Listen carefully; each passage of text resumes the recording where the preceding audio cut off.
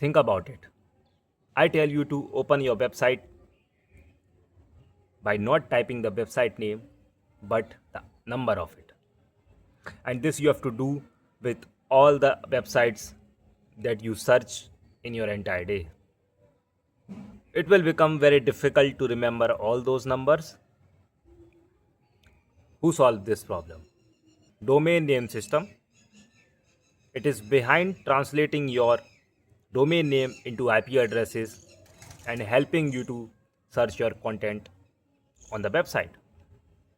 Video I'm going to explain you about how does the DNS process work, how it helps to reach to your website. So whenever you type a website name, first your computer asks to its own operating system stub resolver, because if you have previously visited that website, it can immediately answer you back with the address of it and you can access it. But if there's the case you are visiting the website for the first time, then the process begin to ask the recursive resolver. Most of the time it is your ISP and public server which helps you to answer this.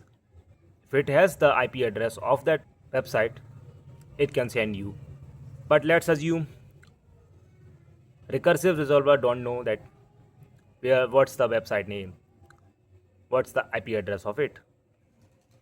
Then it goes to the master root server. Root server has 13 names A to M, and it carries all the top level domains .com, .org, .edu, and this DNS query will go to the top level domain. It doesn't know the address of the website, but it will send you to the .com because it knows the top level domain. Under root they are top level domain. After that, top level domain will help you to search to that particular website. Assume it is Google. Google is the name of the website. It's a domain name. And after that, that top level domain will send to its sub level domain, which will help you to find the name of it. And ultimately it goes to the authoritative name server. And this is the final source of destination which helps you to reach to the website. And this entire tree hierarchy process, in which top to down approach is followed, was introduced by the Paul Mockapetris, American computer scientist, in 1983. Because when the ARPANET started to grow, Stanford Research Institute used to manage a host.txt file in which administrator need to manually update all the addresses. But when this process become a hectic for everyone to managing the addresses in that simple file, Paul came as a savior. He approaches a tree hierarchy.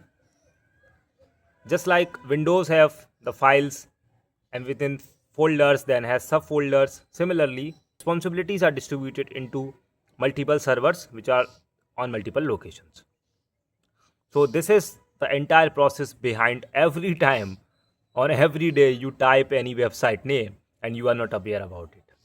Yeah, this is a lengthy process and concept to understand it, but this happens in fraction of second to reach the website.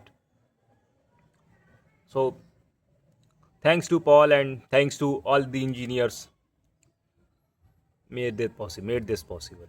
So I hope you have understood something from this video about DNS, and it helps you and it will definitely help you in your interviews. Thank you.